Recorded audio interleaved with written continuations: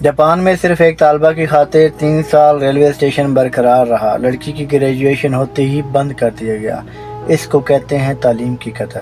یہ جاپان کے شمال میں واقع ایک جزیرہ ہوکائیدو پر قائم کامی شراتاکی نامی ریلوے اسٹیشن ہے۔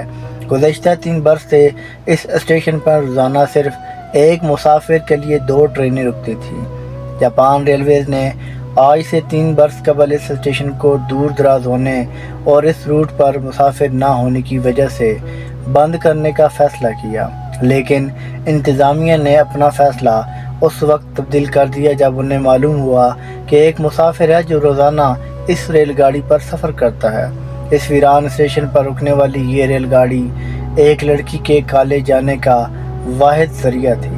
اس وقت جاپان کا یہ ریلوے اسٹیشن صرف ایک مسافر کے لیے پوری طرح سے کام کر رہا تھا اور یہاں روزانہ 2 ٹرینیں رکتیں، جن کا شیڈول بھی لڑکی کے کالج جانے اور واپس آنے کے وقت کو دیکھ کر مرتب کیا گیا۔ اگر بعض اوقات اس لڑکی کا اسکول دیر سے بند ہوتا تو گاڑی کا شیڈول بھی اس حساب سے چینج کیا جاتا۔ یہ فیصلہ اگرچہ جاپان ریلویز کے لیے کافی مہنگا ضرور تھا، مگر اس سے جاپان نے دنیا بھر کی حکومتوں کے لیے ایک مثال قائم کی کہ ایک فلاحی حکومت کیسے اپنی شہریوں کی ضروریات کا خیال رکھتی ہے اور ریاست ایک بچے کی تعلیم کے لیے کس حد تک جا سکتی ہے۔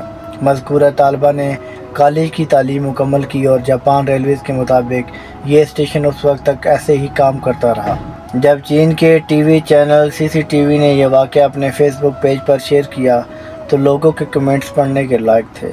ایک شخص نے لکھا، مجھے یقین ہے کہ میں نے اپنی گزری اور آنے والی زندگی میں یہ بہترین چیز ہے جو میں نے سنی ہے، اور ایک اور شخص نے کہا، میں ایسی ریاست کے لیے اپنی جان بھی قربان کرنے سے کیوں گریز کروں جو میری قوم کے بچوں کے مستقبل کے لیے اس حد تک جا سکتی ہے۔ اگر ویڈیو اچھی لگے تو لائک اور شیئر ضرور کیجیے گا۔ جزاکم اللہ خیر۔ سلام پہنچے۔